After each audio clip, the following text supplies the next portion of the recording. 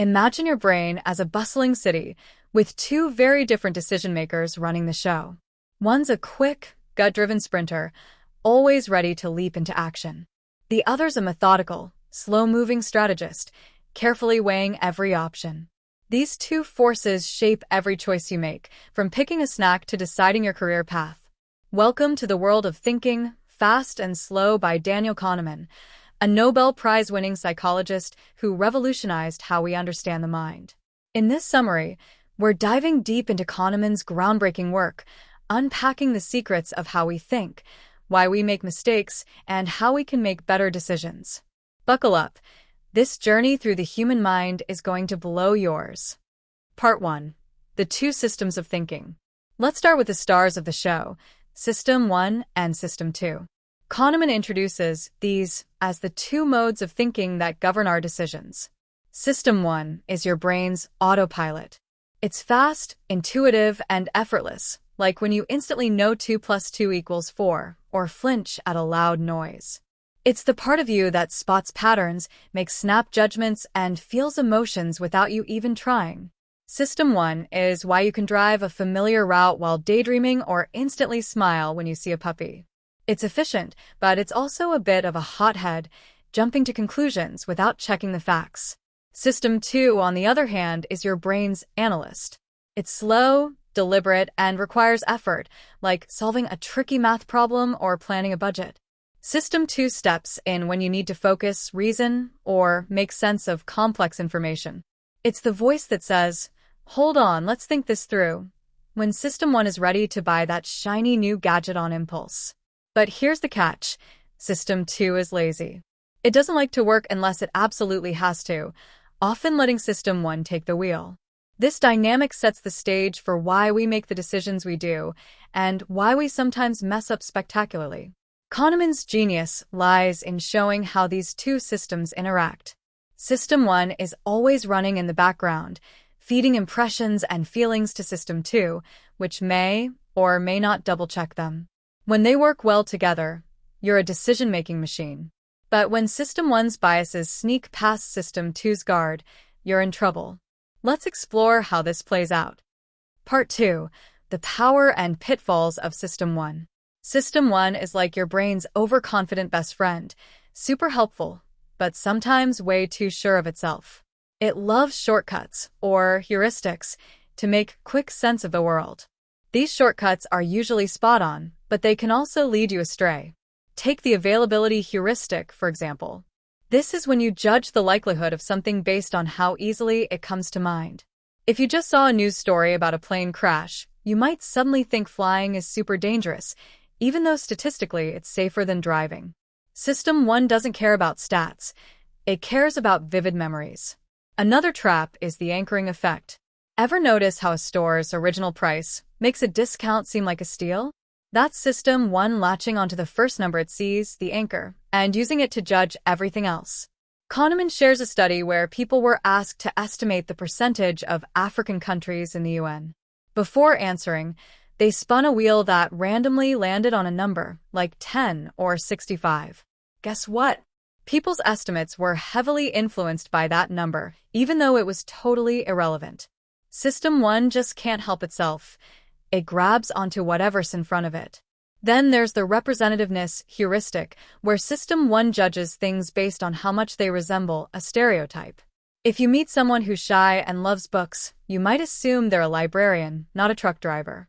But System 1 ignores base rates, the actual likelihood of someone being a librarian versus a truck driver.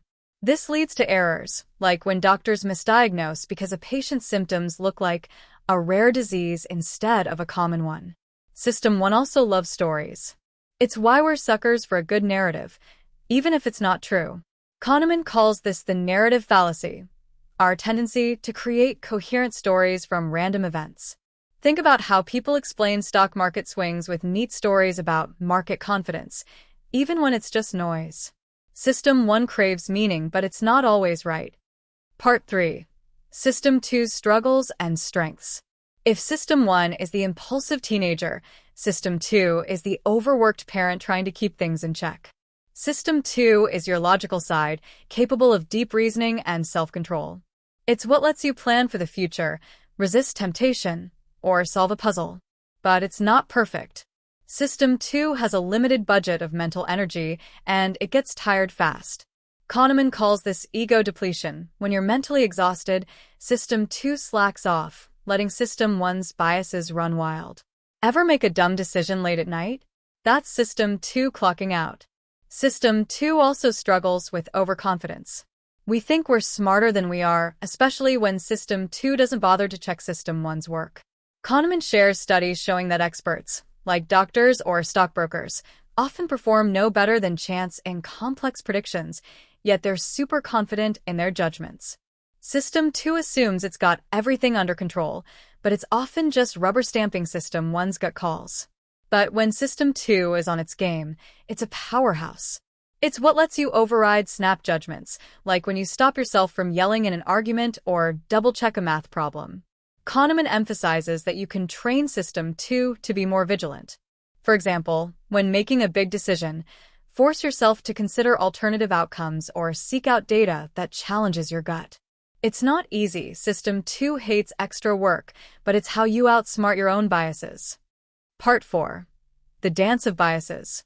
Kahneman's book is a treasure trove of cognitive biases, those sneaky ways our brains trip us up. One of the big ones is loss aversion. System 1 hates losing more than it loves winning. Kahneman and his collaborator Amos Tversky found that people feel the pain of losing $100 about twice as much as the joy of gaining $100. This is why we cling to bad investments or stay in dead-end jobs. We're terrified of loss, even when cutting our losses makes sense. Another bias is the framing effect. The way a choice is presented can totally change how you see it. If a doctor says, "This surgery has a 90% success rate," you're more likely to go for it than if they say, "There's a 10% chance you'll die."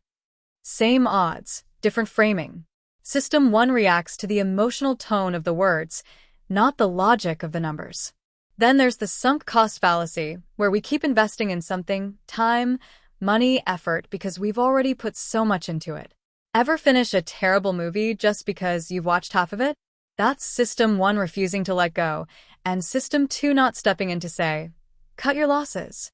Kahneman also talks about the confirmation bias, where we seek out information that supports what we already believe. System 1 loves being right, so it filters out anything that challenges its view.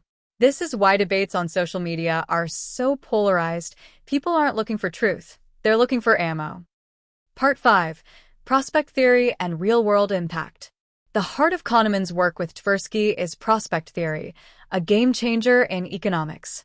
Before prospect theory, economists assumed people were rational, always choosing what maximized their utility. But Kahneman and Tversky showed that real people aren't like that. We're emotional, biased, and loss-averse. Prospect theory explains how we make choices under uncertainty, like gambling or investing. Instead of weighing outcomes objectively, we focus on potential gains and losses relative to where we stand now, our reference point. For example, imagine you're offered a bet, a 50% chance to win $150 or lose $100. Most people say no because the fear of losing $100 outweighs the thrill of winning $150. Prospect theory predicts this. It's not just about the numbers. It's about how those numbers feel. This insight flipped economics on its head, earning Kahneman a Nobel Prize in 2002. In the real world, prospect theory explains why we buy insurance, to avoid big losses or take risky bets, hoping for a big win. It's why marketers frame deals as saving $50 instead of paying $150.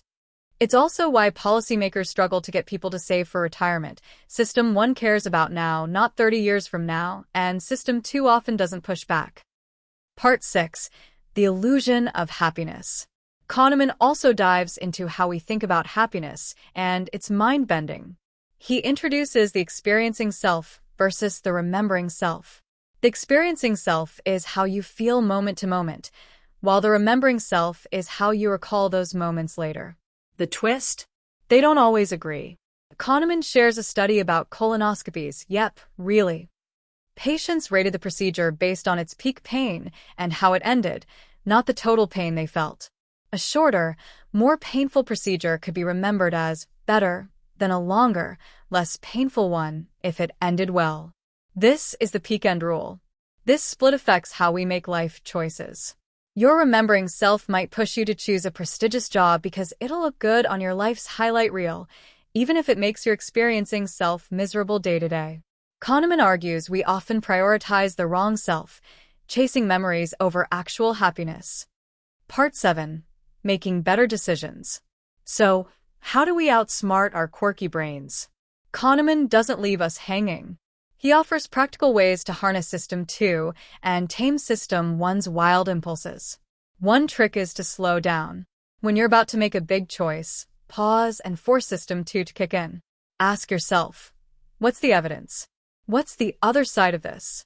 Another tip is to use checklists.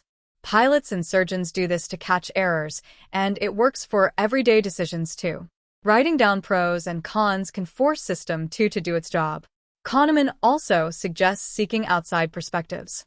System 1 loves its own stories, so talking to someone else can reveal blind spots. And when it comes to predicting outcomes, rely on base rates, actual data about how often something happens, rather than your gut.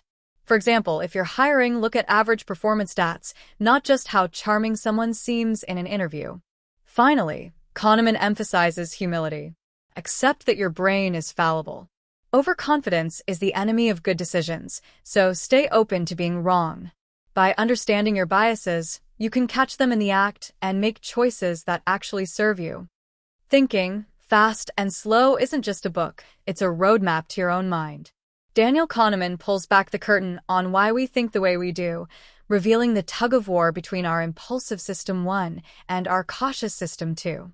From falling for sales tricks to misjudging risks, our brains are wired to trip us up, but they're also capable of incredible feats when we guide them right. By understanding biases like loss aversion, anchoring, and overconfidence, you can take control of your decisions and live a smarter, happier life. So, next time you're about to make a choice, ask yourself, is this System 1 talking, or have I given System 2 a chance to weigh in? Thanks for joining me on this wild ride through the human mind. Hit that like button, subscribe, and let's keep exploring the ideas that shape our world.